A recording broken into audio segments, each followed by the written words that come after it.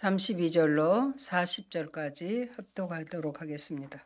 예루살렘으로 올라가는 길에 예수께서 그들 앞에 서서 가시는데 그들이 놀라고 따르는 자들은 두려워하더라.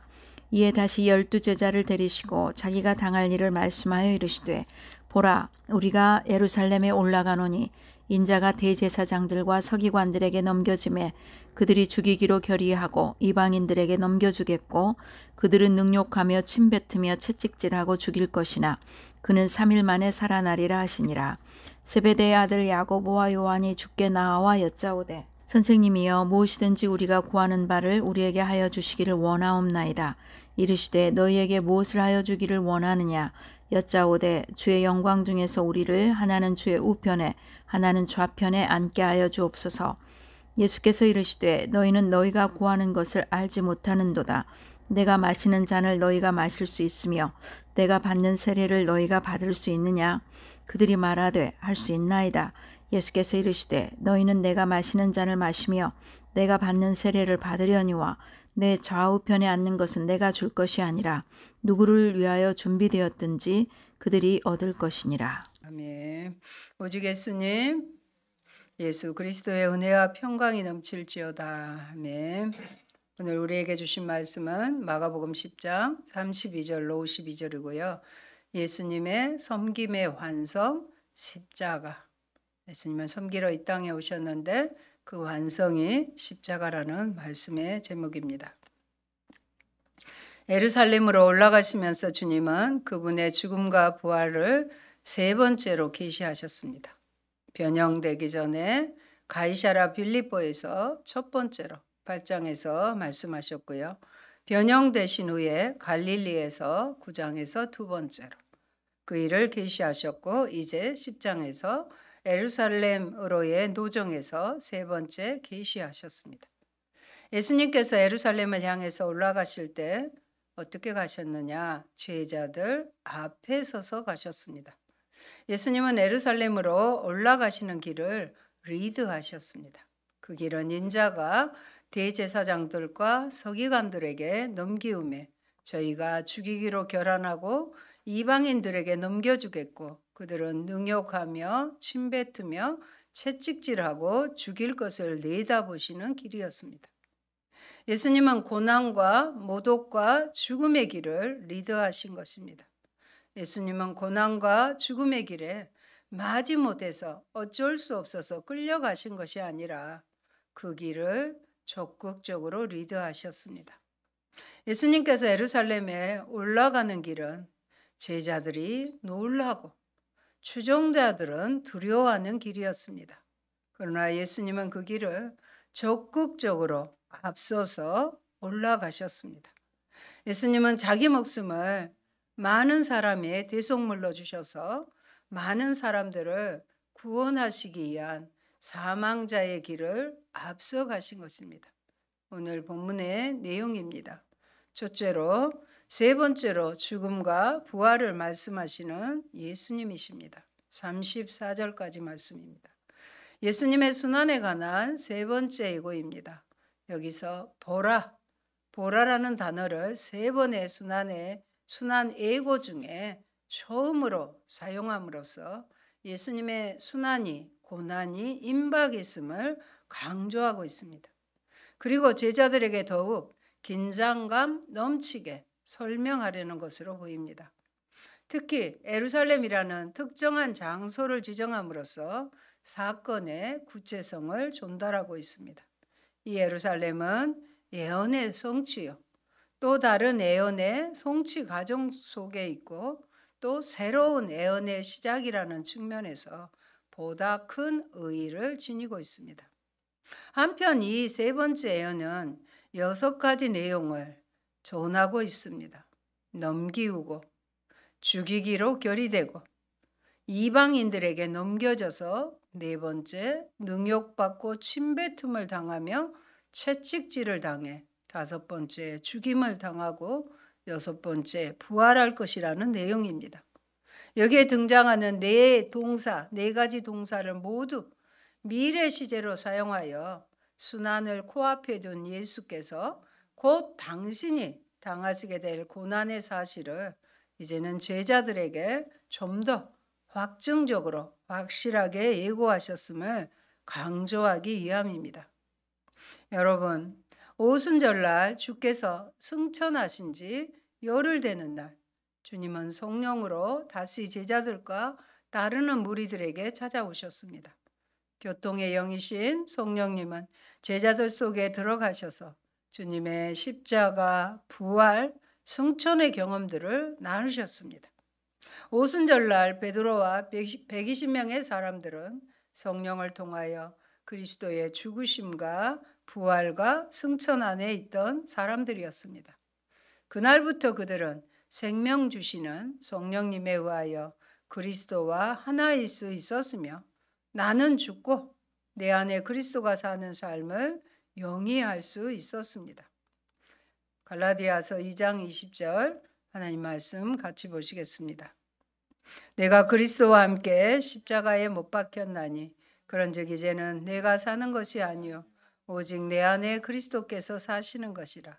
이제 내가 육체 가운데 사는 것은 나를 사랑하사 나를 위하여 자기 자신을 버리신 하나님의 아들을 믿는 믿음 안에서 사는 것이라. 아멘. 이것은 생명 안에 있는 확실한 약속입니다. 성령님은 교통의 영으로 그들 가운데 오셨습니다.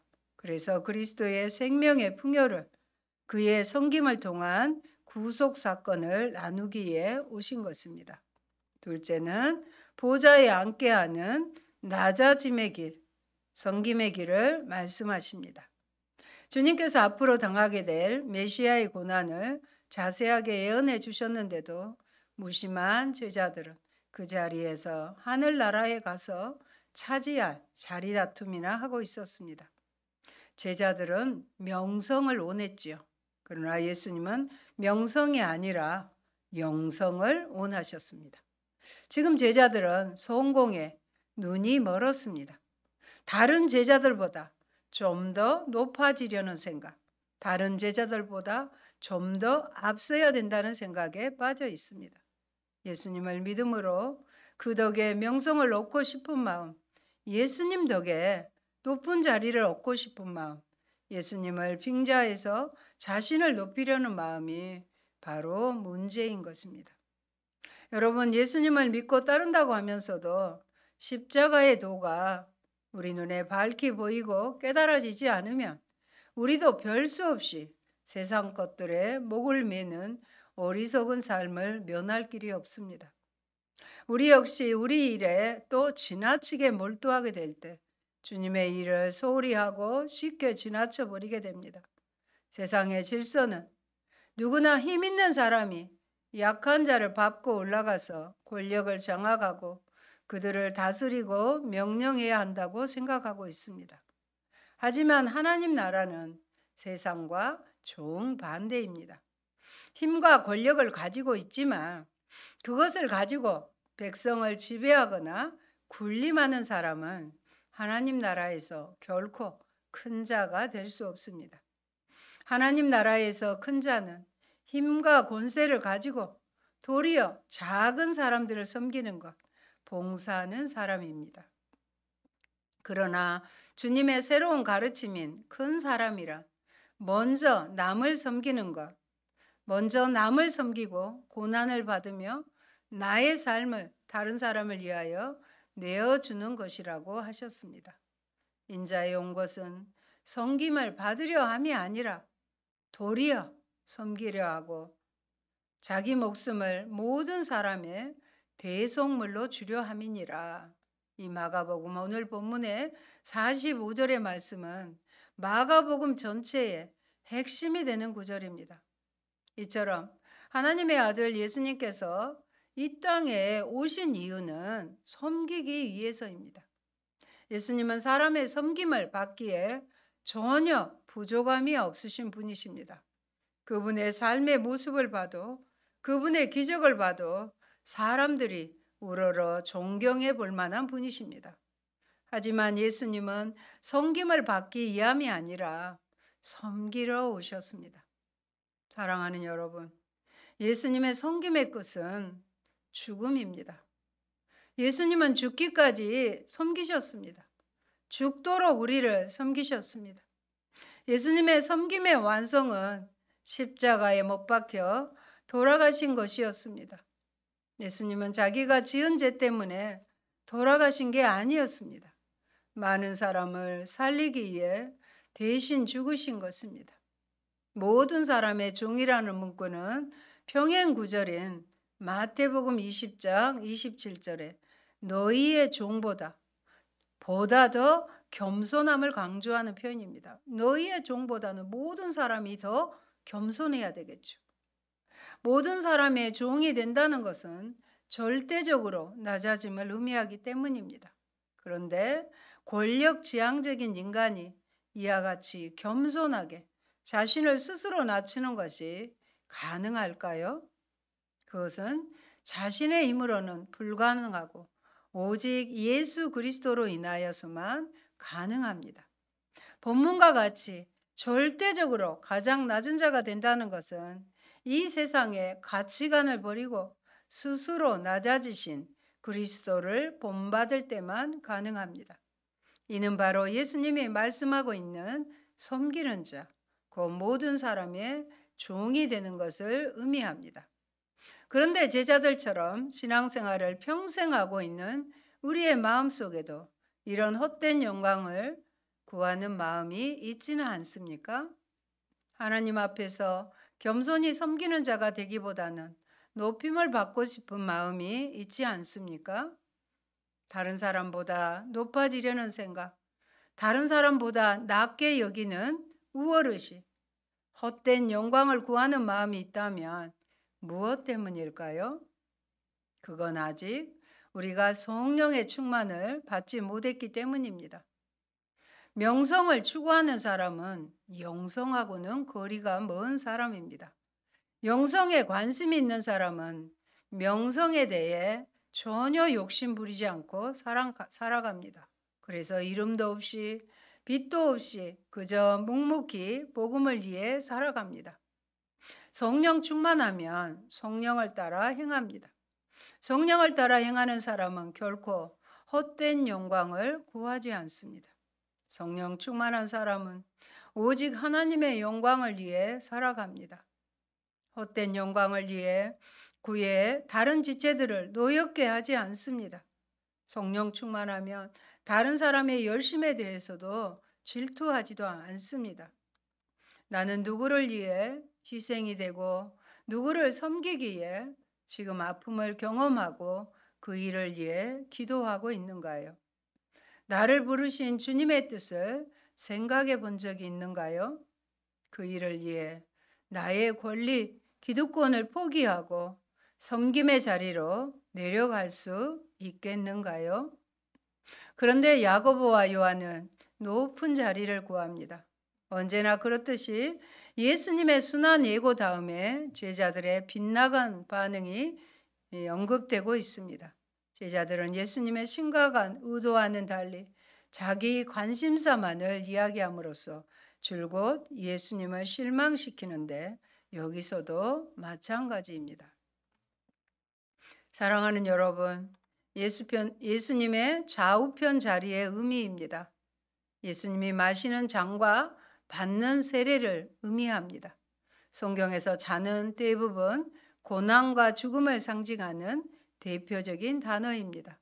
특히 14장 36절에서는 예수님 자신이 직접 당할 고난을 잔이라고 말씀하셨습니다.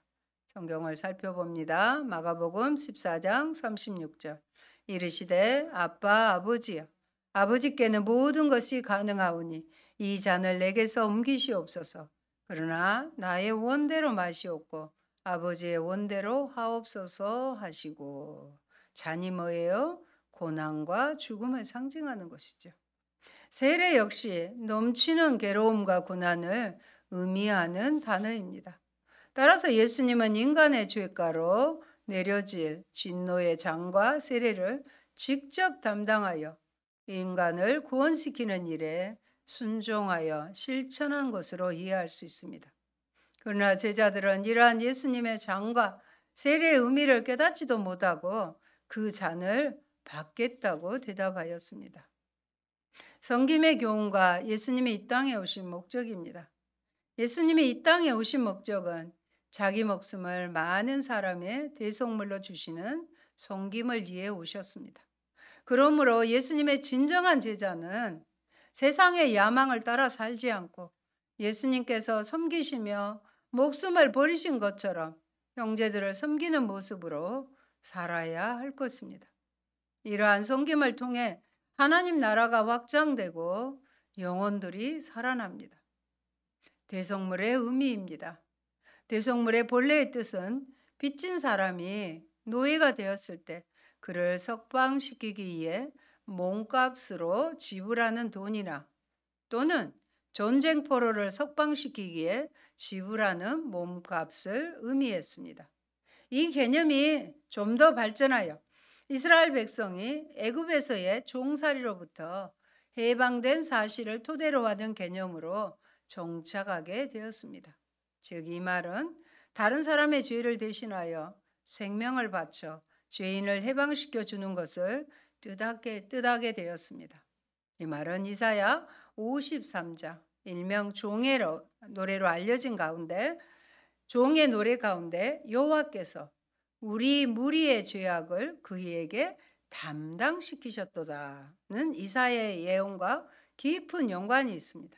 즉 대속물이란 범죄한 인류에게 속전을 요구하시는 하나님의 요구에 대해 예수님께서 당신의 목숨을 바쳐 그 요구와 그분의 공의를 만족시킴으로써 인류를 죽음과 죄와 사탄의 권세에서 해방시킨 사실을 내포하는 매우 의미심장한 용어인 것입니다.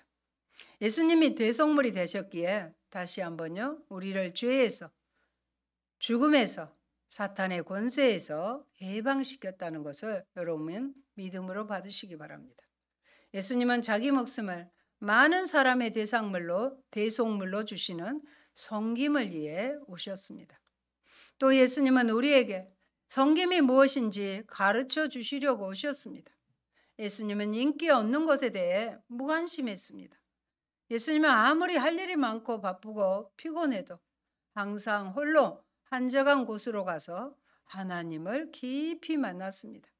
이것이 공생의 마지막 순간까지 섬길 수 있는 비결이었습니다. 하나님으로부터 그럴 힘을 공급받은 것입니다.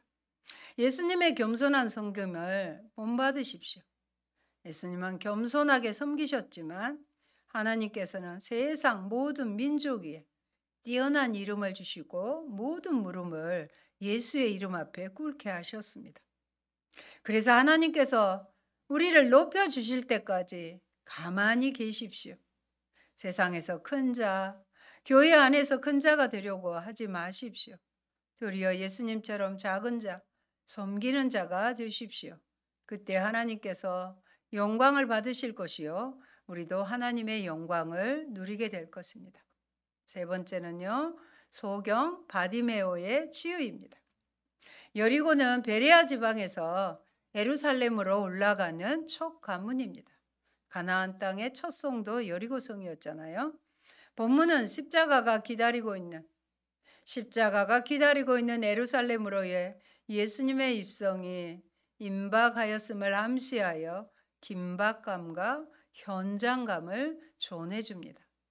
디메오의 아들인 소경 거지 바디메오가 길가에 앉았다가 나사렛 예수시란 말을 듣고 다윗의 자손 예수여, 나를 불쌍히 여기소서 소리를 질렀습니다. 아마 제 목소리보다 더 크게 질렀을 거예요. 다윗의 자손 예수여, 나를 불쌍히 여기소서, 이렇게 말입니다. 그럴 때 많은 사람은 꾸짖어 잠잠하라 이렇게 하였지만 더욱 더 심히 소리를 질러 이르되 다윗의 자손이여, 나를 불쌍히 여기소서, 그렇게 하였습니다. 그 당시에 소경은 가장 가난하고 비천한 사람이었습니다. 지금도 장애 판정을 받을 때요, 눈이 나쁘다고 하면 다른 장애보다 더 빨리 장애 등급을 받는다고 합니다. 그만큼 앞이 보이지 않는 것은 얼마나 고통스럽고 불편한지 모릅니다. 저도 하루의 일과를 교회에서 마치고 불이 꺼져진 상태에서 더듬더듬 찾아갈 때 안 못 보는 분들의 불편이 얼마나 될까 그렇게 조금 경험하기도 합니다. 저의 지인 중에서 살다가 망막에 변성이 와서 한쪽 눈을 실명하고 다른 쪽 눈도 시력을 잃어가 안타까울 뿐입니다. 아무리 다른 곳이 다른 몸이 건강하다 해도 그 아픔을 겪어보지 않는 제가 어떻게 그 고통을 알겠습니까? 과학과 의학이 발전하는 것처럼 이제는 시력도 회복할 수 있기를 저는 매일 기도하고 있습니다. 그 당시에 소경은 추운 밤에 얼어 죽지 않으려면 망토나 외투가 있어야 한다고 말해야 할 정도로 어려웠습니다. 그러나 소경 바디메오의 소원은 보는 것 한 가지였습니다. 사람들의 비난을 개의치 않고 주님이 부르실 때 자기의 전 재산인 소중한 겉옷을 던져버리고 주님을 향하여 뛰어갔습니다. 새로운 삶이 자신을 기다리고 있는데 낡은 소유에 마음을 쓸 이유가 없었던 것입니다. 예수님은 내 믿음이 너를 구원하였느니라. 얼마나 감격적일까요? 내 믿음이 너를 눈을 뜨게 하였느니라 하시니 저가 곧 보게 되어 길가에서 예수님을 따랐다고 기록합니다.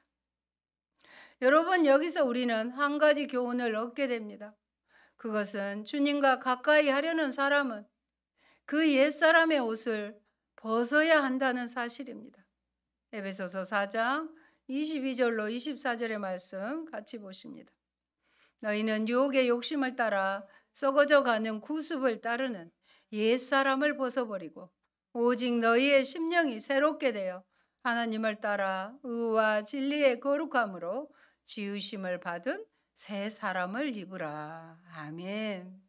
이렇게 성경은 교훈합니다. 옛사람의 옷을 벗으라는 것은 불신 세상에서 살던 불신앙, 우리가 하나님을 알지 못하고 하나님을 온전히 믿지 못했던 불신앙의 의식을 던져버리라는 것입니다. 우리의 진정한 소원과 기도가 무엇인지, 우리가 무엇을 구하고 있는지 헤아려 보시기 바랍니다. 처음에 바디메오가 사람들에게 원했던 것은 자비였습니다.